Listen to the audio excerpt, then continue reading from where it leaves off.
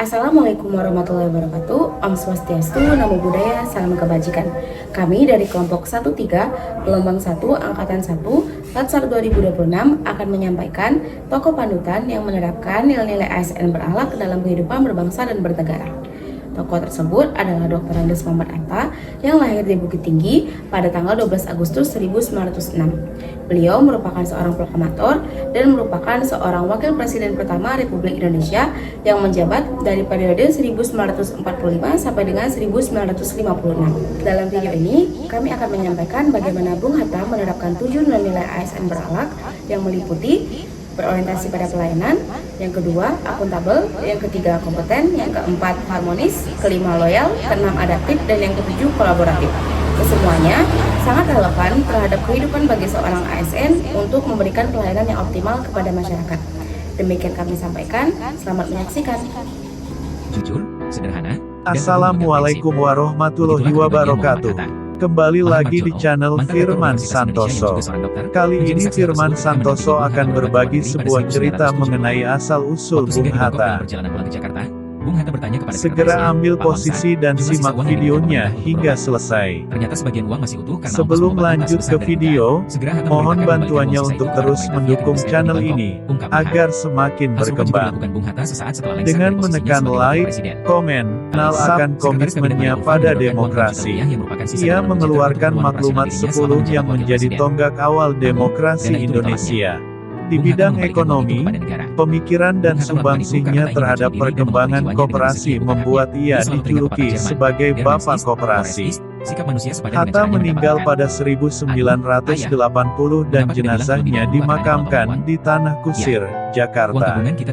Pemerintah Indonesia menetapkannya sebagai salah seorang pahlawan nasional Indonesia pada tanggal 23 Oktober tahun 1986 melalui Kepres nomor 081 TK 1986. Namanya bersanding dengan Soekarno sebagai Dwi Tunggal dan disematkan pada Bandar Udara Soekarno-Hatta. Di Belanda, namanya diabadikan sebagai nama jalan di kawasan perumahan Zuiderpolder, Haarlem. Muhammad Hatta lahir dari pasangan Muhammad Jamil dan Siti Saleha yang berasal dari Minangkabau. Ayahnya merupakan seorang keturunan ulama tarekat di Batu Hampar, dekat Payakumbuh, Sumatera Barat, dan ibunya berasal dari keluarga pedagang di Bukit Tinggi. Ia lahir dengan nama Muhammad Attar pada tanggal 12 Agustus tahun 1902. Namanya, Attar berasal dari bahasa Arab, yang berarti harum. Attar lahir sebagai anak kedua, setelah Rafiah yang lahir pada tahun 1900. Sejak kecil, ia telah dididik dan dibesarkan dalam lingkungan keluarga yang taat melaksanakan ajaran agama Islam. Kakeknya dari pihak ayah, Abdurrahman Batu Hampar, dikenal sebagai ulama pendiri Surau Batu Hampar, sedikit dari surau yang bertahan pasca Perang Padri, sementara itu, ibunya berasal dari keturunan pedagang. Beberapa orang mamanya adalah nilai-nilai berakhlak yang bisa diambil dari kisah hidup Muhammad Hatta. 1. Berorientasi pelayanan. Bung Hatta selalu menempatkan kepentingan negara dan rakyat di atas kepentingan pribadi dan keluarga. Keputusannya mengembalikan sisa dana pengobatan dan menolak dana non-jobter menunjukkan bahwa jabatan bukan sarana mencari keuntungan melainkan amanah untuk melayani.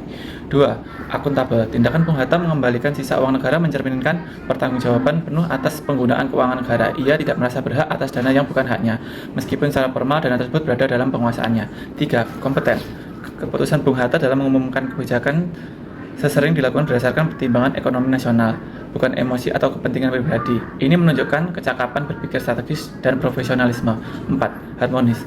Dalam menghadapi kekecewaan istrinya, Bung Hatta memilih komunikasi yang tenang, jujur, dan penuh empati.